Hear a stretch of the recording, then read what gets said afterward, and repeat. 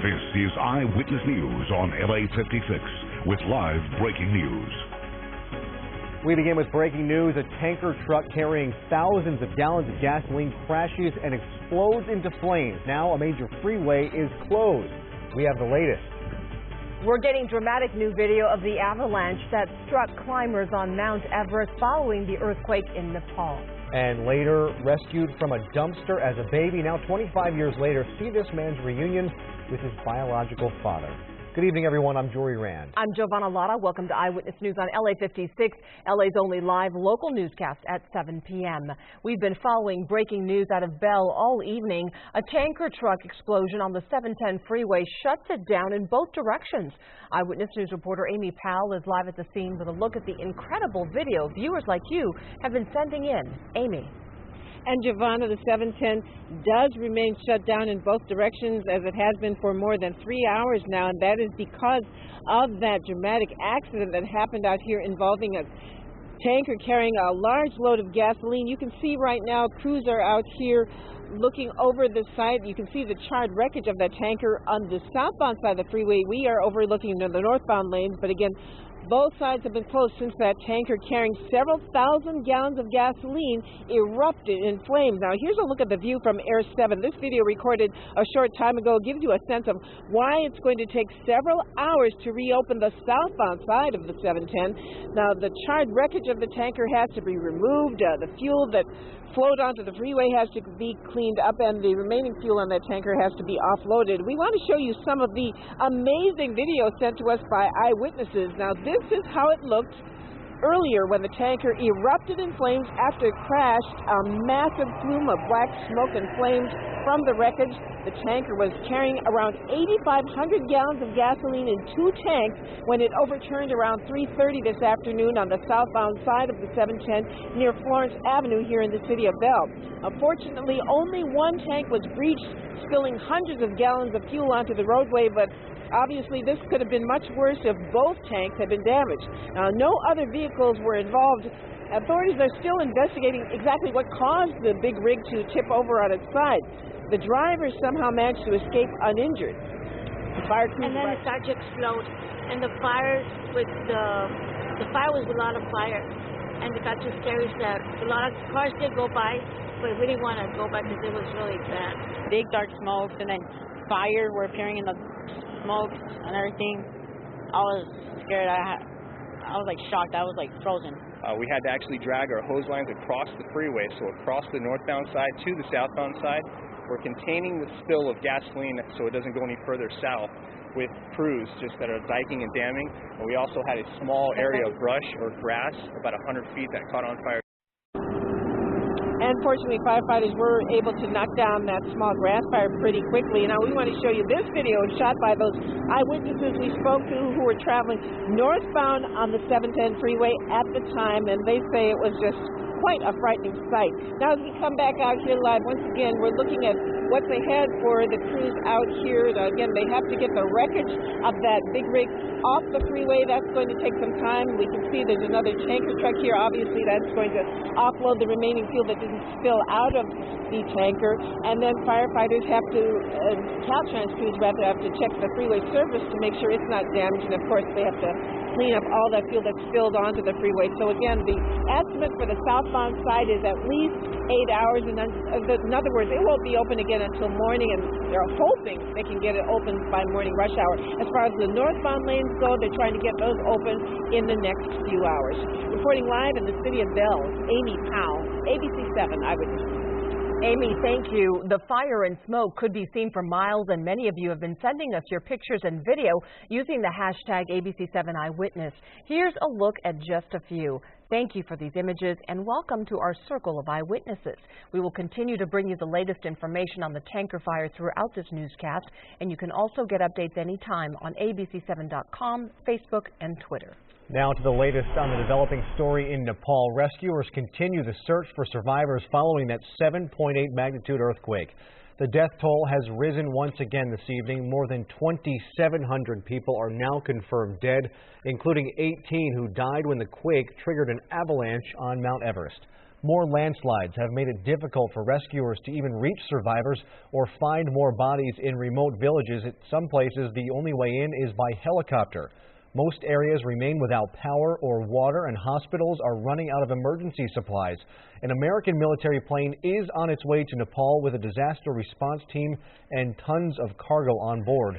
ABC's Hamish McDonald has the latest on the struggle to get the help that is so needed to Mount Everest. At Everest Base Camp, German climber Jos Kobusch does not know what is about to hit him. He and his team react not a moment too soon. Within 10 seconds, this avalanche is on top of them. This is the scene at Everest Base Camp, where hikers are rushing to treat the injured. Helicopters are flying in, and look at what's left of the place. Tents, clothing, oxygen supplies scattered across the mountain.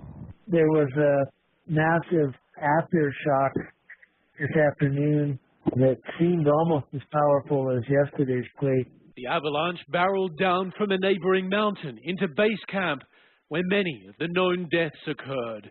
Along the way, it ravaged the Khumbu icefall, already one of the most treacherous sections of the path to the summit, where climbers cross crevices on ladders. Teams are now stranded higher up the route, including 4 more camps. Among them, Garrett Madison, stuck at Camp 2. We are running low on food and fuel, and we have to get down. So at this point, our only option to get down is by helicopter evacuation. Among at least 18 killed on Everest, those 3 Americans. Google executive Dan Fredenberg there to build a virtual tour to help the world see this great mountain. Californian filmmaker Tom Taplin also wanted to share this place through his camera. And from New Jersey, base camp doctor Marissa Eve Girawong. So many come here to marvel at and to conquer the world's highest mountain. Tragically for so many, it has conquered them. Hamish McDonald, ABC News, London. More now on the Southern California man killed on Mount Everest. Documentary filmmaker Tom Taplin is among those killed in an avalanche triggered by the earthquake. Eyewitness News reporter Melissa McBride spoke with Taplin's widow and has the story. We're great companions. We had a lot more things to do in our lives. Corey Frere's husband, Tom Taplin, had traveled to Mount Everest to make a documentary film about the community of climbers at the base camp. He was one of the 18 people killed when a magnitude 7.8 earthquake in Nepal triggered an avalanche. A large cloud of snow created wind gusts that blasted people at the base camp. But I guess he was blown away by the blast rather than being buried in any rubble. This was Taplin's 4th trip to Nepal. Frere says mountaineering was his passion. She never expected to get the call she received from one of the climbing guides on a satellite phone. It's just so dramatic. It is so shocking to be on the other side of the world and to all of a sudden be told that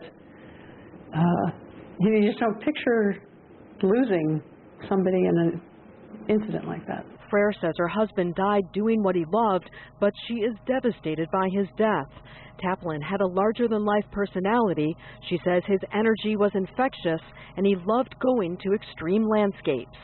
We went to Antarctica together. We've trekked in Patagonia, and those are the kinds of places that inspired him with his filmmaking, his videography. Frere says she doesn't know when her husband's body will be flown back to the U.S., but she does plan to have a memorial service so his friends can celebrate his life. In Santa Monica, I'm Melissa McBride, ABC7 Eyewitness News. Heartbreaking. Thank you, Melissa. The local private disaster relief organization Team Rubicon is preparing to send a team to Nepal. Team Rubicon is based in El Segundo, organized by military veterans with many volunteers, including medical personnel. The first goal will be to assess the overall needs in the disaster zone before sending in a larger team. They will have drones to provide an aerial view.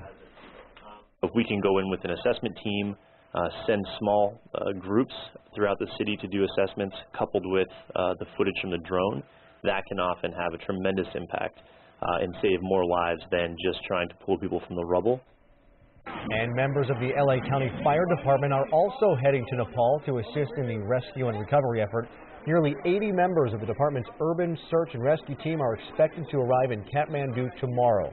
The team is one of only 2 such teams in the U.S. available for foreign disaster missions. Their assistance comes at the request for international help from the government of Nepal. And stay with Eyewitness News for continuing coverage of the Nepal earthquake and the search for survivors. You can get updates anytime on ABC7.com, on Facebook, and on Twitter. It was a horrific scene. Body parts of a newborn baby girl were found in Westmont yesterday, and today investigators are still trying to find the baby's mother. The gruesome discovery was made yesterday morning along the 1500 block of West 104th Street. 9-year-old Brittany Placencia was playing in her backyard with her little brother when she found some of the body parts. Authorities are asking residents to look in their yards and in their garbage cans for more possible remains. A car chase ends in a big crash in Rancho Cucamonga. Deputies chased a suspect in a black Humvee after getting reports of a stolen car. At one point, the driver, identified as Steven Mercado, rammed the Hummer into the deputy's car. He later crashed into some bushes and then flipped over, ending up in a ravine. The driver and 2 passengers were taken to the hospital. Investigators believe the driver and passengers were involved in a home invasion robbery in Big Bear. Our thanks to David Loya for sending us these pictures using the hashtag ABC7 Eyewitness. And a Good Samaritan helped save the life of a driver injured in a fiery crash in Ventura. Firefighters arrived at the scene on the 33 freeway at Stanley Avenue right around midnight. The vehicle had rolled and caught on fire, the flames spreading to nearby brush. A bystander pulled the driver to safety before help arrived. Firefighters then put out the fire and treated both the driver and that bystander. The driver was rushed to a local trauma center with moderate injuries. A big announcement from Corinthian colleges. As of tomorrow, it is shutting down all 28 of its campuses, including 23 here in California, and displacing 16,000 students. The closures include 10 Heald College campuses in California, as well as others in Hawaii and Oregon. Everest and Wyotech schools will also close campuses in Arizona, New York, and 13 here in California. The Santa Ana company says it's working with other schools to help students continue their education. The Department of Education recently fined the institution $30 million for misrepresentation.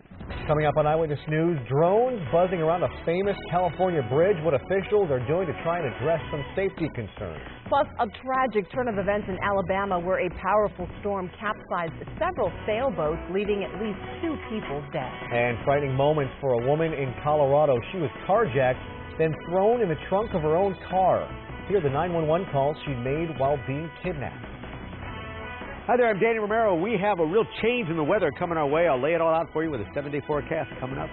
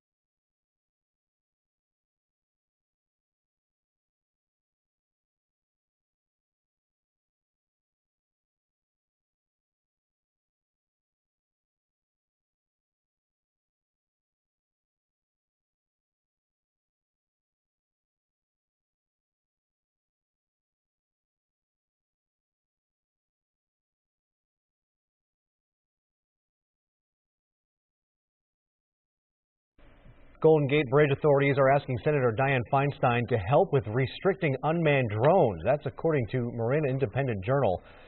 Bridge officials there say there's been a rising number of remote-controlled drones buzzing around the Golden Gate Bridge, flying past security fences and sensors, and one recently crashed landing on the bridge's roadway. The officials want Senator Feinstein and the FAA to give them regulations so they can cite drone operators for trespassing. Let's talk about our great weather. It is very nice. Yeah. I know we need the rain, Yeah, and absolutely. we're heading into some really hot weather that will be fire dangerous. It's kind of like make the best of what you got. Yeah. You know, if we have the rain, we love it. Absolutely. We want more of it, certainly. But here's the other side of the story, is we're going to get warm, dry weather. So prepare for it in that regard. We're letting you know ahead of time that fire conditions might be a concern here because it's going to be very, very warm, certainly very dry. Now, the winds are starting to calm down a bit. We still got another day or so of these winds, but we'll talk about that momentarily. First, let me show you outside a live camera down at Disneyland California Adventure right there on Paradise Pier. A beautiful day in Orange County. You can see that becoming an evening. Downtown L.A., mostly clear skies and 77 degrees right now. Still pretty warm and a breeze of 6 miles per hour, but look how dry things are. 24% relative humidity. Now watch how the winds are shaping up for us. Tonight by 11 o'clock, we look forward now. Santa Clarita, some pretty strong winds. Wind advisories in all these areas that we showed you before. So watch this as we move forward now. Sunday into Monday morning. Stop it here at 7 a.m. We can see the winds really strong now and more widespread right here. We're looking in that 35, 45 mile per hour category. But then watch what happens. We move forward from 7 a.m. to 11 a.m. Still some winds there, but now kind of more pockets. Santa Clarita again, down around Ontario again. But now we go to midday and around noon past that. We look at that. Things have cleared out as far as the winds are concerned, so the winds will die down by Monday afternoon, but we're still going to stay on the warm and dry side thanks to a ridge of high pressure that's in place, giving us some very, very dry conditions and a strong offshore flow as well. There's the high in place, everything clear and everything pushing offshore. Marine layer stays away. That cooling that we usually get from it will not be there, so we're going to see temperatures jump up. Numbers tonight. Fairly clear night. We're going to see numbers 40s and 50s most spots. Then the highs tomorrow, get ready for this. Some real heat coming in. 88 in Thousand Oaks, 85 in Fillmore tomorrow. We'll see West Covina get up to 89 degrees. Redondo Beach at 78. Huntington Beach at 79. Great beach days. Inland Empire, pretty warm and mid to upper 80s there. Now we look ahead. 7-day power back to weather. Here we go. Sunny and warm in 80s to start the week. And then morning layer, marine layer returns. So Thursday, Friday, temps drop back down to near normal numbers. 78 to 76 and 74 by the weekend. For the valleys, Inland Empire, hot and breezy. Start with 90s for the highs Monday and Tuesday. Still warm in the 80s through the entire week. Dropping down to 82 and 80 with that marine layer doing some cooling next Saturday and Sunday. Beaches, looking a hot one tomorrow to the 80s there along the sand. Still staying in the 70s Tuesday and Wednesday as well. Finally, marine layer comes back, knocking temps down to the lower 70s Thursday, Friday, and even 68 by Sunday. But pretty much the first part of the week looks like a great beach days ahead. Mountains will be cool and windy tomorrow, and then temperatures rise up and the winds die down. We see 70s for the mountains. That's great. And then now some cooling air moves in. Friday into the weekend, we'll drop back down to 69, then down to 64s for Saturday and Sunday. For the high desert, a sunny, windy day tomorrow. The winds die down. Temperatures jump up from 80 on Monday to 87 and 88 on Tuesday and Wednesday. We stay in those 80s all the way through the week, and then by Saturday and Sunday to 80 and 78, but sunny and dry all week. Winds a problem until tomorrow morning, and then after that, it's just hot. I'd say 88. Yeah, a warm one, all right? Yeah, Danny, thanks. Coast Guard crews have recovered 2 bodies and are searching for 5 more people that are still missing after a powerful storm capsized several sailboats near Mobile Bay, Alabama. Many of the sailboats were participating in the 57th annual Dauphin Island Regatta, where more than 100 sailboats and as many as 200 people were taking part. One survivor spoke out about the harrowing experience. I really thought I was going to die, actually. I mean, I was really scared. I thought that the water would keep coming in, the boat was going to sink, and, you know, that would be the end. We would have to jump in. Thankfully, all of us had, life vests on. More than 40 people were pulled from the water. Crews are using boats and airplanes to search vast portions of the bay. A frightening story out of Colorado today. A woman is carjacked at a shopping center, then thrown in the trunk of her own car. She managed to call 911 while her kidnapper got away. ABC's Aditi Roy has her story. Tonight, police in Colorado looking for a suspect who allegedly kidnapped a woman at gunpoint Thursday night at this shopping center in Loveland. 911, what's the address of the emergency? I'm locked in the trunk. I went to get some dinner, and someone came up to me and he had a gun. The unidentified woman telling the dispatcher her alleged kidnapper forced her to drive to Estes Park, more than 30 miles away, then forcing her into the trunk of her car, locking it and running away. Okay, and then he put you in the trunk. So when he put you in the trunk, where were you? It's just past North. So if you go into Estes, it's like, okay, so Estes, and then you go south. Do you know if you were on Highway 7? I don't know. Are you still moving? No, he got out. As the seconds pass, the woman panicking. Come on, you got to keep talking to me. You've got to keep talking. You can give me information. More than a dozen officers dispatched to the area, finding the alleged victim's car and her keys, and freeing her from the trunk. According to a police statement, the alleged victim told investigators that she had not been physically harmed during the incident. The alleged kidnapper, still at large, police asking the public to contact authorities with any information that will help find the suspect. Aditi Roy, ABC News, Los Angeles. Ahead on Eyewitness News, the Ford recall to tell you about. And just in time for the exploding compact SUV market, Fiat is making a splash with its own version. We'll give you a look.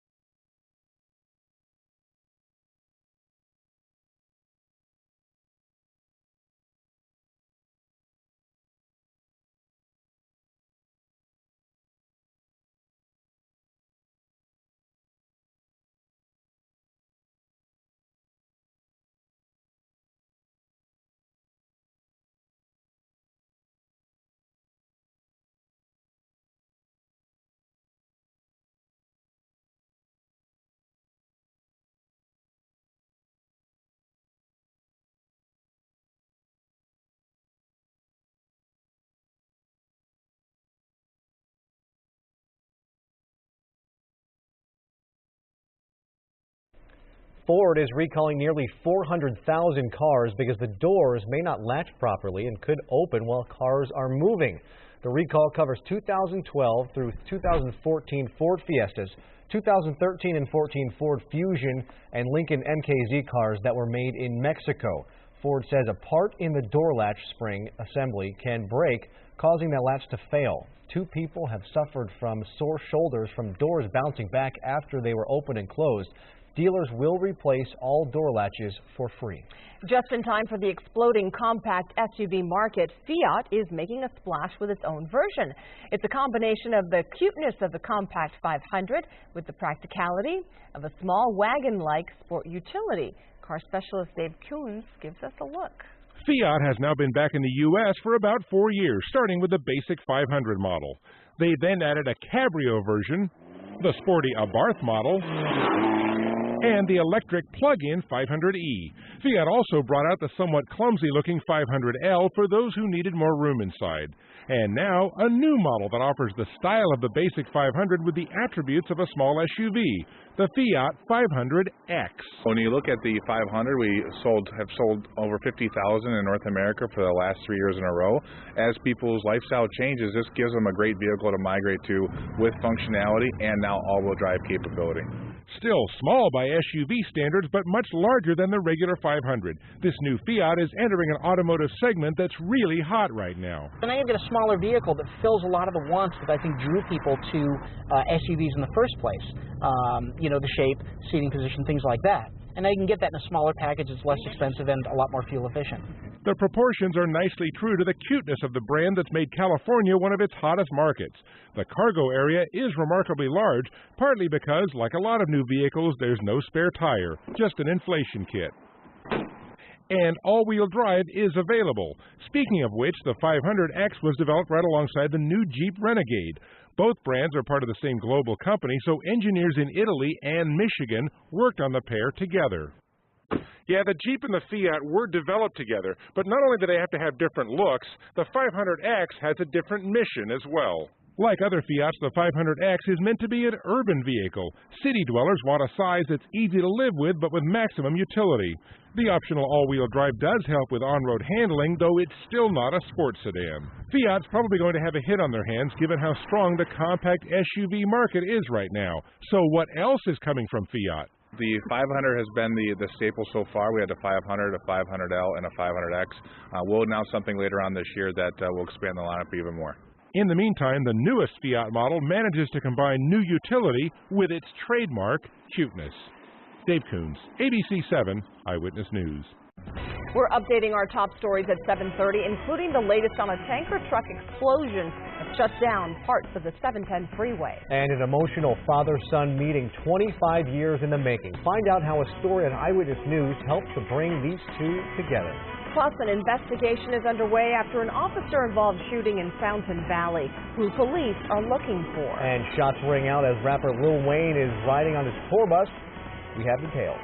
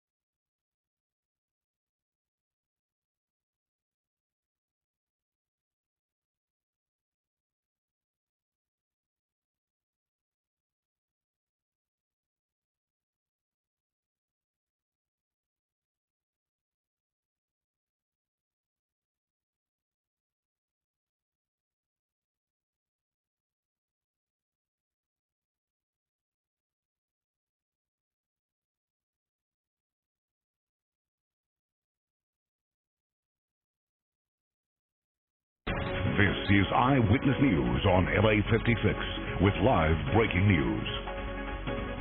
Our top story at 7:30, a tanker truck explosion shuts down the 710 freeway in both directions in Bell.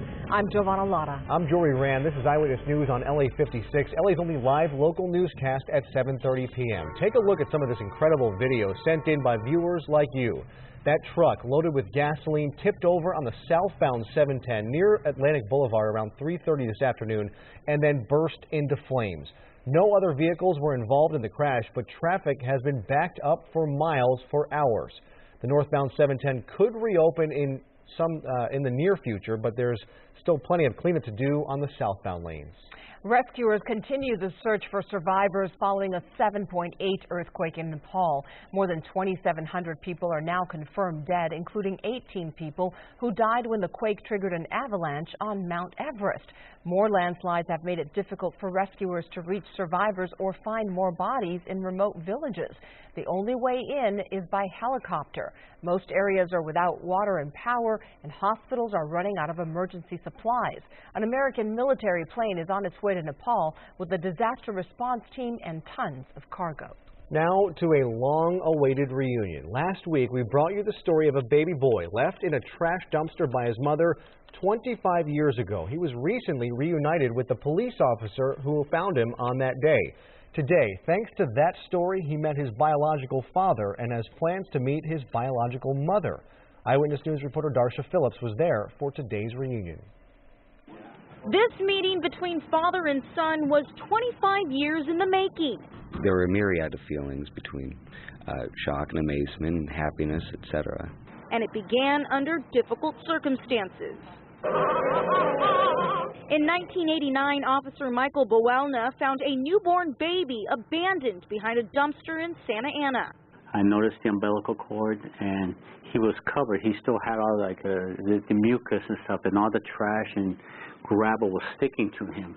That baby, Robin Barton, was adopted by an Orange County couple. Last week, Robin finally met the officer who saved him. It was very, very, very emotional meeting. ABC7 covered that story and set into motion a chain of events that even Robin can't believe. His biological father, Marcos Mesa, came forward. It's on the TV in the Channel 7. Then mi compadre Agustín, he called me. He sent me a picture of Robin. Mesa says he had an affair with Robin's 19-year-old biological mother, Serena Diaz, seen here in a police sketch from 1989, and only found out Robin had been abandoned in a dumpster when police questioned him. Diaz was arrested and booked for attempted murder.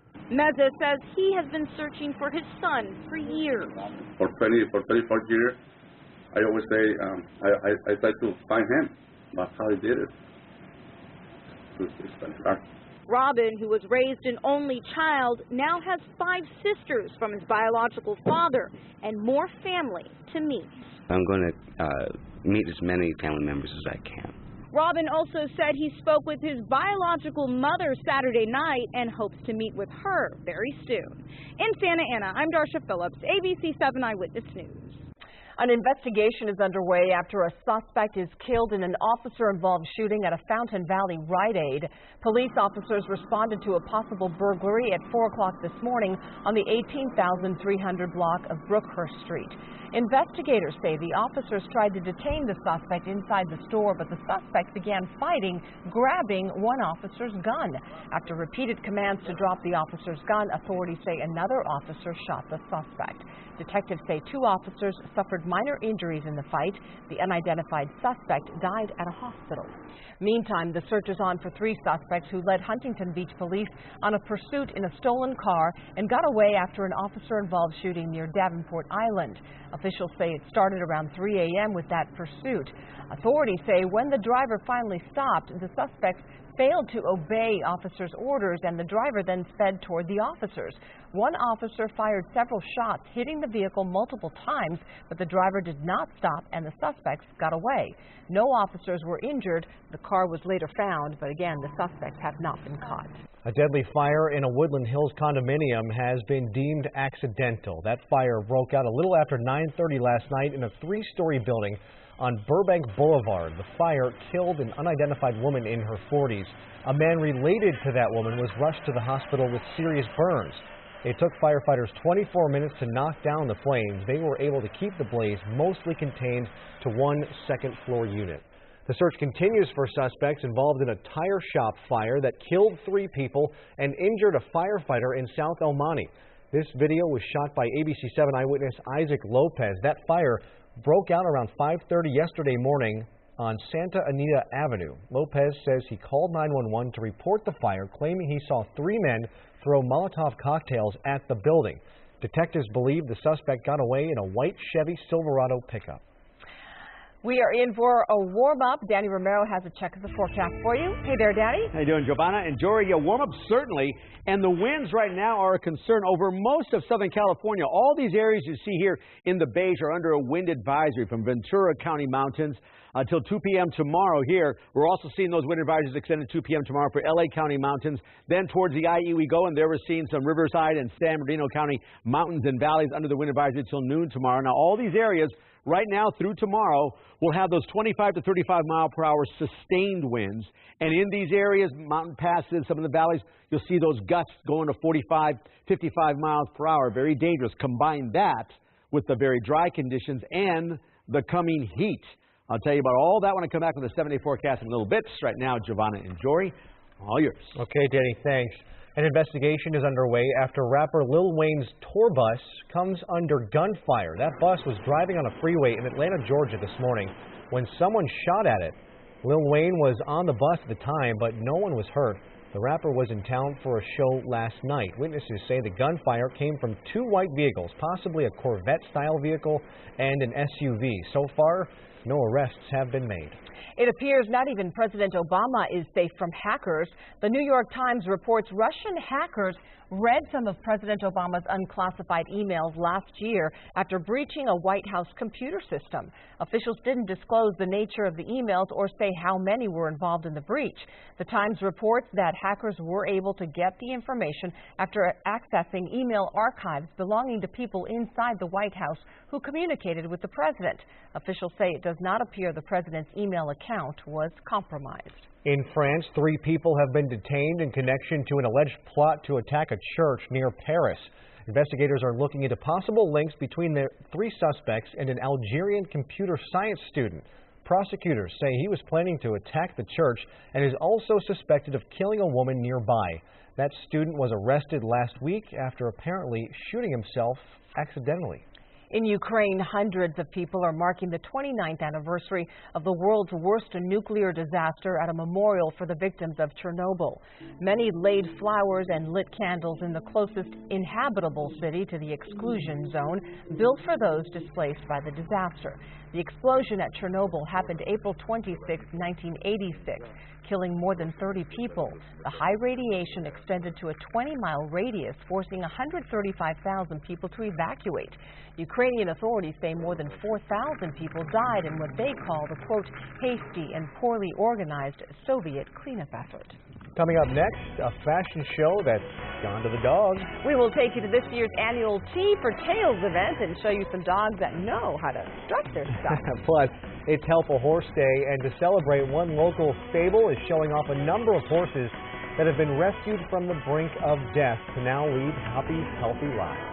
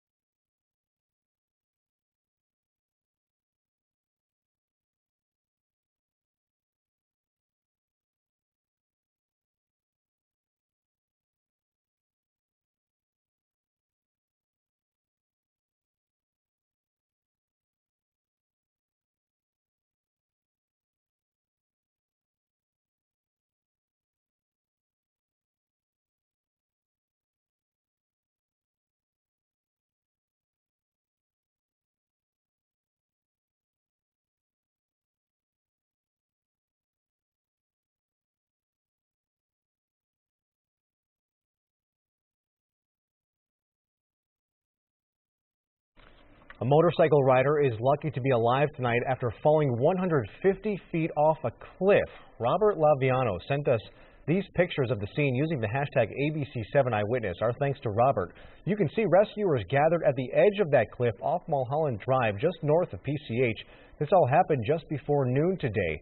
A helicopter was called in to transport the victim to the hospital, and despite the fall, firefighters say he was conscious and alert. It's Help a Horse Day at a local rescue ranch for horses. Red Bucket Equine Rescue in Chino Hills is on a mission to find loving homes for hundreds of horses. The ranch has saved more than 280 horses from slaughter, starvation, and abuse. Over 160 have found forever homes, but the rescue is only the beginning. The organization focuses on rehabilitation and training to give every horse a fighting chance. We're a little ragged around the edges right now because we have a few feral mamas that came in. These mares were slaughter bound and they're heavily pregnant, and so we're waiting right now on the birth of their babies. And every year we rescue slaughter bound pregnant mares, and we raise the babies, and then we find them the mother sanctuary. Today's event was held in conjunction with the ASPCA. Donations and more than 400 volunteers make the rescue, rehab, training, and placement of these horses possible. Yeah, Red Bucket's doing such great work. They're home to Olaf the Giant. Remember him? Really big horse. Okay. Good guy. A special brunch with a Bark today in Arcadia. It was the 4th annual Tea for Tales event on the promenade of the Westfield Santa Anita. It featured high tea, a silent auction, and what else? A sheltered dog fashion show. Our own Garth Kemp was on hand as the master of ceremonies. This event is put on by the San Gabriel Valley Humane Society in the hopes that many of the furry friends can go on to find permanent homes. Local high school students take top honors. Still to come, we'll hear from the winners of the famed National Show Choir competition as they make their way back to LA. And in sports, the Clippers have life. Meet the hero of Game 4 next.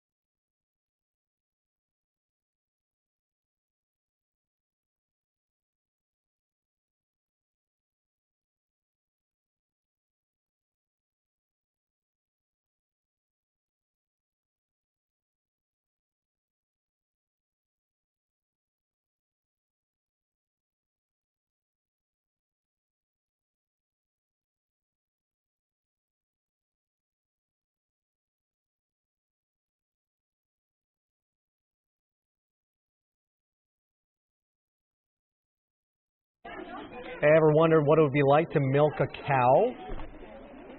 Ever wonder? Yeah, sure. Yeah. This what? Well, you have experience. Oh, I do. I've actually done that. I have not. This was the annual farm walk at Pierce College in Woodland Hills. Many people don't realize that Pierce began as an agricultural school back in 1947. It still has an agricultural program today, and many of its animals were on display during today's open house, along with various demonstrations, including milking cows. Yeah, love it. Pasadena's Colorado Boulevard was taken over by Ferraris today, more than 140 of them. This was the 8th annual Concorso Ferrari, hosted by the Ferrari Club of America. The free event covered 3 blocks through Old Town Pasadena. It featured Ferraris from the 1950s and 60s all the way up to the present day. Owners brought their Ferraris from all over the country. There were a few extremely rare models and Ferrari supercars as well, Pretty as cool. opposed to the regular Ferrari. Yes. Are there regular Ferraris? I guess. I think they're all pretty darn That's what I special, say. man. And then with the price tag along with it, I'm thinking, yeah. We could all three of us like The kitchen super together. bill. Yeah, there you go. Supercar with a super bill. Exactly. Well, Danny, how about this? Look at that. See it? Oh, I love that. It's our Malibu shot, right? It's our Malibu shot, Lisa? Yeah. Yep. We didn't have that Malibu, yesterday. Sunset with a little bit of shaking going on. That's the wind, isn't it? Well, that's me. I'm sorry. It's stopped now. I'm okay. It's okay. I'll take my medication in a moment. We'll be okay. Outside we go. See another beautiful sunset over Southern California. How about this one? We love this. Here's our LAX camera live in an HD. The skies ablast with colors. Official sunset about 10-15 minutes ago, but man, oh man, these colors stay in the skies for a few more minutes, and it is just absolutely beautiful. We had to bring it to you. Here's our downtown camera.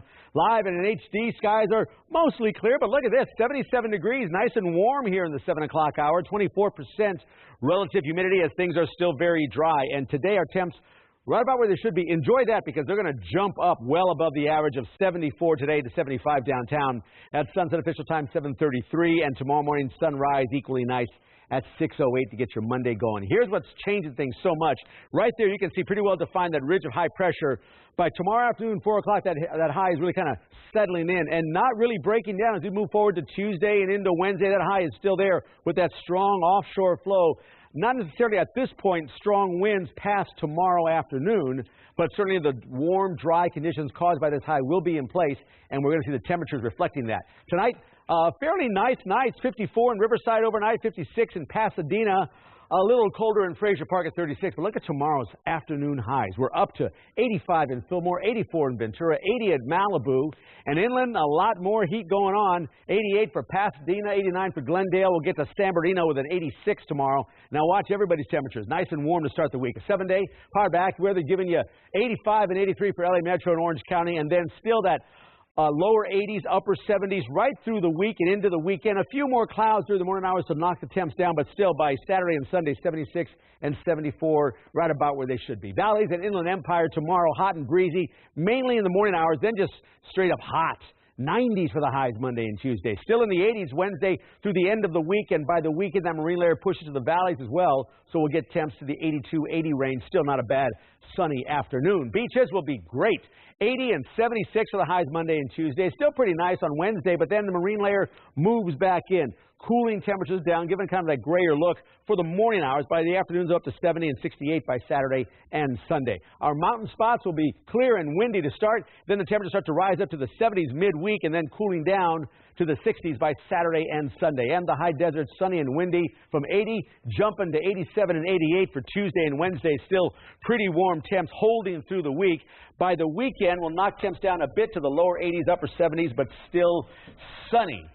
Dry conditions all week ahead of us, so that fire danger, be watchful there. Yes. Otherwise, get out and enjoy the sunshine. Okay. All right, there you go. Thanks. Okay. Time to talk sports. Boy, those Clippers really showed some heart today, coming off their worst loss in postseason history in Game 3 against the Spurs. The Clips showed up big today on the road for Game 4. If they lost, they'd be down 3-1. Win, and they head back to L.A. tied 2-2. Clippers, just a miserable shooting day on Friday. Today, the complete opposite. Blake Griffin inside for 2 of his 20.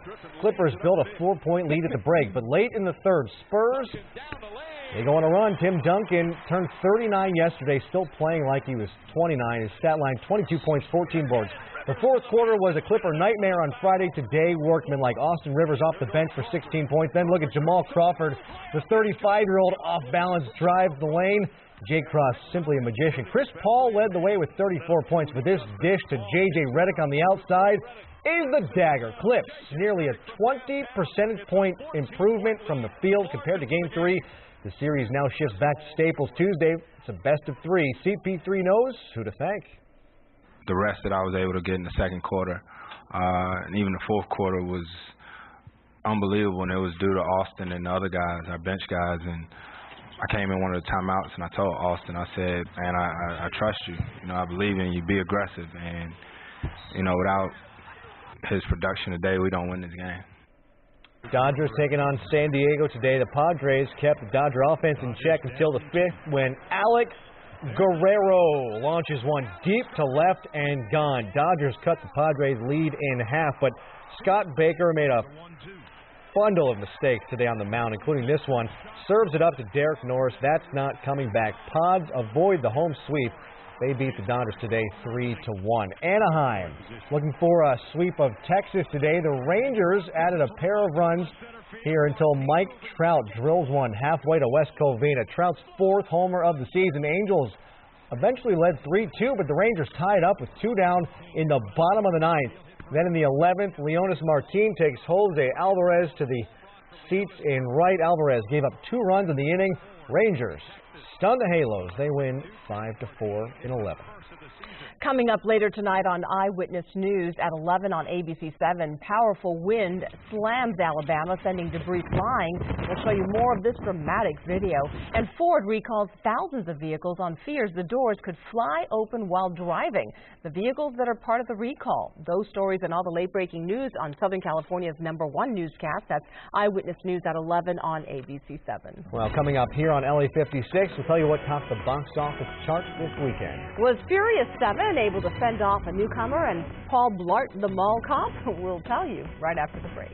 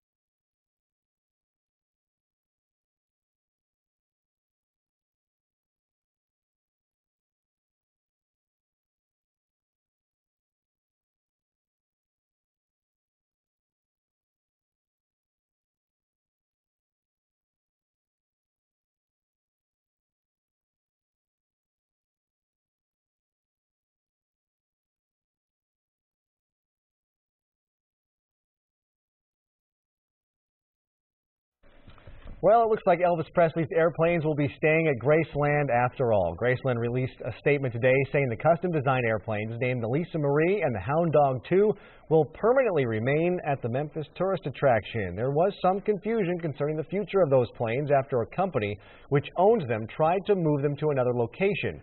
Presley's daughter, Lisa Marie Presley, said on Twitter that Graceland now owns those planes and they will remain at Graceland forever. Furious 7 is still racing along, topping the weekend box office for the 4th consecutive week. Can somebody just walk me through what we're supposed to be doing? The Universal action film made an estimated $18.3 million over the weekend.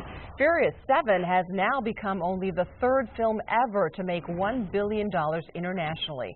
The Sony comedy Paul Blart Mall Cop 2 held up stronger than expected to earn $15.5 million in its second week.